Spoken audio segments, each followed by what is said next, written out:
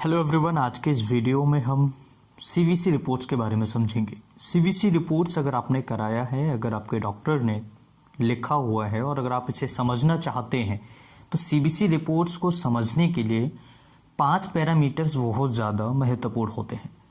ये 5 पैरामीटर्स ऐसे होते हैं जिन्हें समझना आप सभी को बहुत ज़्यादा ज़रूरी होता है।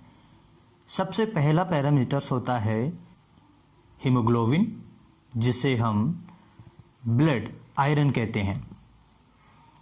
दूसरा पैरामीटर्स होता है आरबीसी काउंट। आरबीसी काउंट हमारे शरीर में कितना है, हीमोग्लोबिन कितना है, कम है, ज़्यादा है, कौन कौन सी बीमारियों में ये बढ़ेगा, कौन कौन सी बीमारियों में ये कम होगा, इस वीडियो के अंदर हम समझेंगे। इसके अलावा तीसरा जो पैरामीटर्स होता है डीएलसी, डिफरेंशियल ल्यूकोसाइट्स काउंट। इसके बाद में होता है पीसीवी यानी पैक्ड सेल वॉल्यूम। इसके बाद में होता है प्लेटलेट्स काउंट, यानी कि ये यहाँ पर जो प्लेटलेट आप देख रहे हैं ये।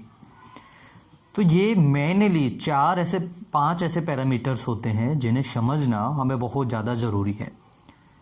अगर आप इस वीडियो को स्किप करते हैं, आगे बढ़कर इस वीडियो को अगर देखते हैं, स्किप करने के बाद अगर आप इस वीडियो को देखते हैं तो आपके समझ में कुछ नहीं आएगा। लेकिन यहाँ पर मैं जो आप सभी को बताने वाला हूँ, बहुत ही महत्वपूर्ण जानकारी मैं यहाँ पर आप सभी को देने वाला हूँ। अगर आपने ब्लड रिपोर्ट्स अच्छे से समझना चाहते हैं तो इस वीडियो को अंत तक ज़रूर देखिएगा, क्योंकि इस वीडियो में वो सभी जानकारी आपको मिलेगी जो आप अभी नहीं जानते हैं। सबसे पहले हीमोग्लोबिन के बारे में बात करेंगे। हीमोग्लोबिन जो हमारा होता है 2 पार्ट से मिलकर बना होता है, हिम और ग्लोबिन। हिम जो होता है उसे आयरन कहा जाता है और जो ग्लोबिन होता है ये एक प्रकार की प्रोटीन होती है, टॉक्सिक तत्व होता है। तो हीमोग्लोबिन हमारे शरीर के अंदर कितना होना चाहिए? मेल के अंदर 13.5 से लेकर के 18 ग्राम परसेंटेज तक होना चाहिए, मेल यानी पुरुष। और अगर फीमेल की बात करें यानी महिलाओं की बात करें तो 12 से लेकर के 16 ग्राम परसेंटेज होना चाहिए। अब यहां पर एक कॉमन क्वेश्चन बनता है कि सर पुरुषों में ये ज्यादा है, 13 से 18 है, जबकि महिलाओं में कितना है? 12 से 16 है। तो महिलाओं में पुरुषों की बजाय क्यों कम होता है? क्या इनकी मशीन कमजोर होती है, या ऐसा कौन सा कारण होता है जिसकी वजह से महिलाओं में ब्लड यानी खून कम होता है? तो यहाँ पर हीमोग्लोबिन की स्पेशल अगर हम बात करें तो महिलाओं में यानी फीमेल्स में इसलिए कम होता है क्योंकि मासिक धर्म होने के कारण मंथली इनका ब्लड लॉस हो जाता है, जिसकी वजह से फीमेल्स में हीमोग्लोबिन की मात्रा कम देखने को मिलती है देन मेल के बजाय फीमेल्स में कम होता है। यही एक मेन कारण होता है।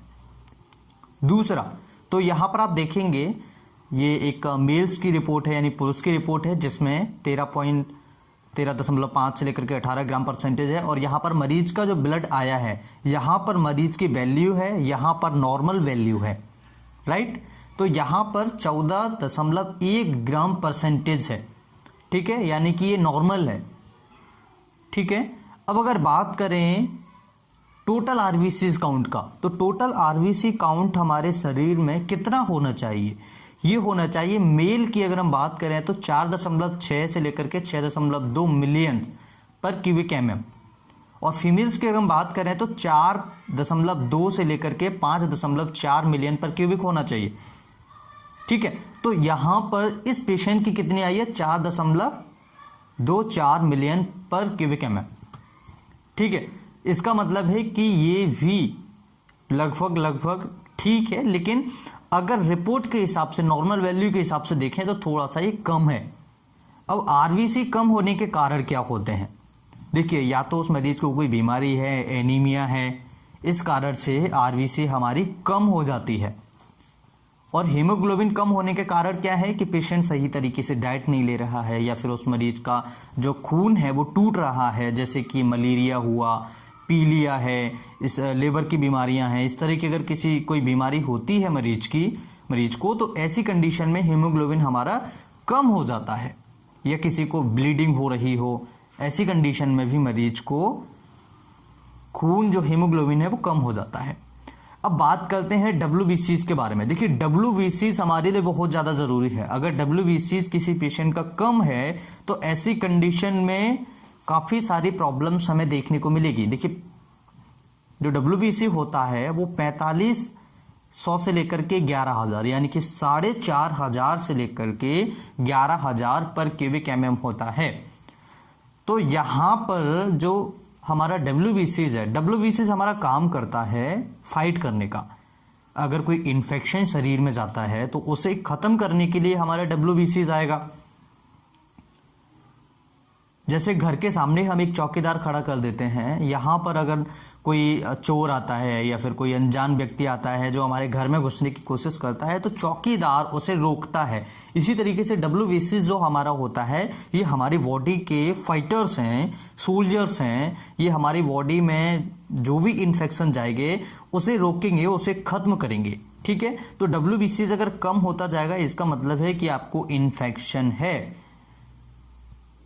तो WBCs कम होने के कई सारे कारण होते हैं। यहाँ पर देखिए 4,500 से 11,000 है, लेकिन इस पेशेंट का कम है तो 3900 है यानी 3,900 है, ये तो कम हो गया। इसका मतलब है कि शरीर में इन्फेक्शन हावी हो रहा है, इन्फेक्शन ज़्यादा है, इसकी वजह से ये कम हो रहा है। तो लो होने के काफ़ी सारे कारण होते हैं, जैसे लिवर से संबंधित बीमारियां, सिरोसिस ऑफ लिवर है, स्प्लीन में कोई बीमारी हो जाना, परनीसिस एनीमिया टाइप का हो जाना, वायरल इन्फेक्शन होना।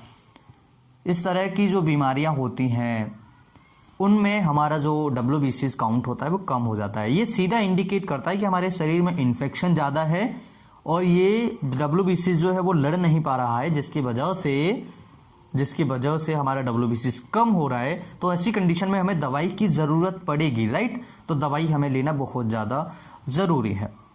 अब बात करते हैं डिफरेंशियल WBCs काउंट, यानी कि जो DLC हमने समझा, DLC यानी कि डिफरेंशियल ल्यूकोसाइट्स काउंट। अच्छा, यहां पर WBCs को TLC भी कहा जाता है, टोटल ल्यूकोसाइट्स काउंट। तो यहां पर डिफरेंशियल ल्यूकोसाइट्स काउंट या DWC एक ही बात है। ठीक है, यहां पर 5 प्रकार के सेल्स आते हैं। पॉलीमॉर्फ्स हैं, लिम्फोसिट्स हैं, ईसोनोफिल्स है, मोनोसिट्स हैं और वेसोफिल्स हैं। तो पॉलीमॉर्फ्स जो होते हैं ये भी हमें इंडिकेट करते हैं कि हमारे शरीर में इन्फेक्शन है, कितना है। अगर ज़्यादा इन्फेक्शन होगा तो ये बढ़ जाएंगे और ज़्यादा होगा तो ये कम हो जाएंगे।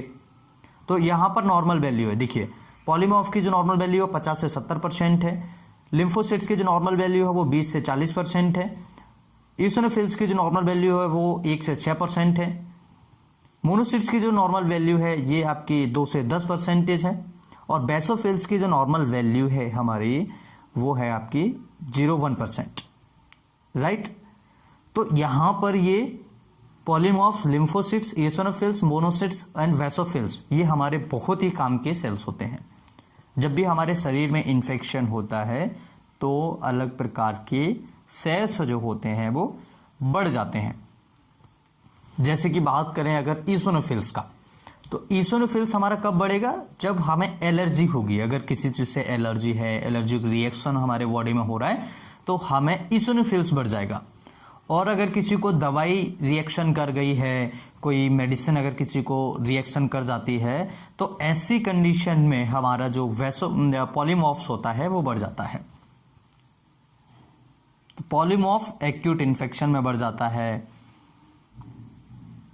लीवर से रिलेटेड कई बार बीमारियां होती हैं या कोई इंजेक्शन है या फॉरेन बॉडी अगर शरीर में चली जाए, कोई मेडिसिन अगर रिएक्शन कर जाए तो हमारा पॉलीमॉर्फ जो होता है बढ़ जाता है। पॉलीमॉर्फ को न्यूट्रोफिल्स भी कहते हैं। आप सभी कंफ्यूजन कभी कभार आप सभी को होता होगा कि पॉलीमॉर्फ है, यहाँ पर न्यूट्रोफिल्स तो है ही नहीं, तो पॉलीमॉर्फ्स को न्यूट्रोफिल्स कहते हैं। ठीक है, लिम्फोसिट्स, ईसोनोफिल्स, वेसोफिल्स। वेसोफिल्स 2% है, ये इसका कोई ज़्यादा वैल्यू नहीं है। अगर 1 है, 0 है तो कोई बड़ी बात नहीं है, लेकिन ज़्यादा बढ़ जाए तो ये इन्फेक्शन को इंडिकेट करता है। ईसोनोफिल्स जो होता है हमारा, वो हमारे पेट में कीड़े पड़ जाते हैं, बच्चों के पेट में कीड़े होता है तब भी ये ईसोनोफिल्स बढ़ जाता है।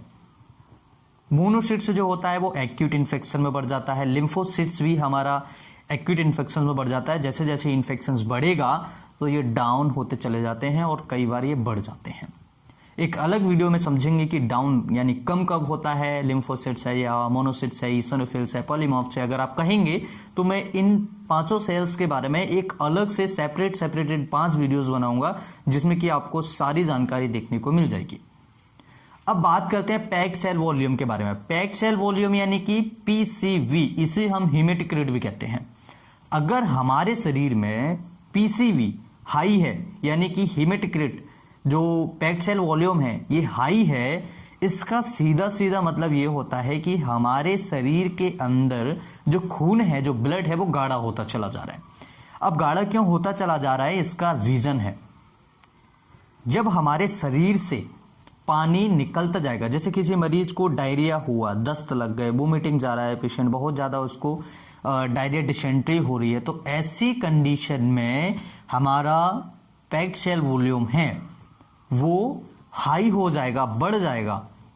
ठीक है, यानी कि हमारा ब्लड जो, जब पानी हमारे ब्लड से निकलता चला जाएगा, कम होता चला जाएगा, तो आरबीसी की जो मात्रा है उसको गाढ़ा बनाती है, जिसकी वजह से ब्लड हमारा गाढ़ा होता चला जाएगा और ये इंडिकेट करेगा कि हाई है या कम है। अगर हाई है तो गाढ़ा होता चला जाएगा, और पीसीबी हमारा जितना लो होता चला जाएगा, इसका मतलब है कि हमारे शरीर में जो हमारा ब्लड है वो पतला होता चला जा रहा है। जैसे कि लो होने के कुछ कारण होते हैं, किन किन बीमारियों में लो हो जाता है, जैसे एनीमिया हुआ, सिरोसिस ऑफ लिवर हुआ, प्रेगनेंसी हुआ।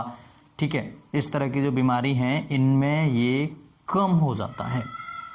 ठीक है, एमसीवी, एमसीएचसी, एमसीएच और प्लेटलेट काउंट, तो ये जो पैरामीटर्स हैं एमसीवी, एमसीएचसी, एमसीएच, ये हमारे ब्लड में आयरन को बताता है। देखिए एमसीएचसी जो है जो मीन कॉर्पस्कुलर हीमोग्लोबिन कंसंट्रेशन को बता रहा है, एमसीएच जो है वो मीन कॉर्पस्कुलर हीमोग्लोबिन को बता रहा है, यानी एक सिंगल आरबीसी के अंदर कितना हीमोग्लोबिन है। तो यहां पर ये वैल्यूज आपको देखने को मिल जाएंगी। तो यहां पर जो एमसीबी की नॉर्मल वैल्यू है वो है 76 से 96, और एमसीएचसी की वैल्यू जो है वो है 31 से 35, और अगर बात करें एमसीएच की तो यहाँ पर आपकी जो वैल्यू है वो 27 से 32 पिकोग्राम पीजी, राइट।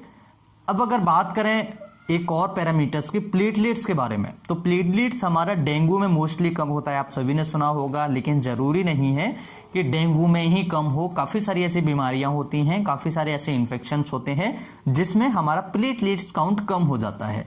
इस पेशेंट का जो प्लेटलेट काउंट है वो है 1,08,000, और जो नॉर्मल होना चाहिए वो 1,50,000 यानी 1.5 लाख से लेकर के 3.5 लाख हमारे ब्लड में होनी चाहिए, इसकी नॉर्मल वैल्यू होती है।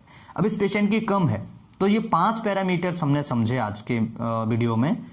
सबसे पहला था हीमोग्लोबिन, दूसरा था आरबीसीज काउंट, तीसरा था डब्ल्यूबीसीज काउंट, चौथा था डिफरेंशियल ल्यूकोसाइट्स काउंट यानी टीएलसी, पांचवा था आपका पैक्ड सेल वॉल्यूम, और छठवा था प्लेटलेट काउंट। मैंने आप सभी को 5 पैरामीटर्स के बारे में बताया था, लेकिन हमने यहाँ पर 6 पैरामीटर्स को समझ लिया है। इसके अलावा हमने ईओसिनोफिल्स है, लिम्फोसिट्स है, मोनोसिट्स है, वेसोफिल्स है, न्यूट्रोफिल्स है, इसके बारे में समझा। एमसीवी, एमसीएचसी, एमसीएच के बारे में एक नेक्स्ट वीडियो में हम समझेंगे। अगर आप मुझे कमेंट बॉक्स में लिखेंगे कि सर इनकी अलग अलग वीडियोस आप सेपरेटेड वीडियोस बना दीजिए, जैसे कि हीमोग्लोबिन कब कम होता है, कब ज़्यादा होता है, कैसे बढ़ाएं, आरबीसीज कब कम होता है, कब ज़्यादा होता है, डब्ल्यूबीसीज कब कम होता है, कब ज़्यादा होता है, न्यूट्रोफिल्स, लिम्फोसाइट्स, ईओसिनोफिल्स, मोनोसाइट, वेसोफिल्स कब कम होता है, कब ज़्यादा होता है, पैक्ड सेल वॉल्यूम कब कम होता है, कब ज़्यादा होता है, ईएसआर क्या है, कब बढ़ता है, कब कम हो जाता है, कौन सी बीमारियों में इसका जो इंडिकेशन है होता है वो देखने को मिलता है, प्लेटलेट्स काउंट क्या है,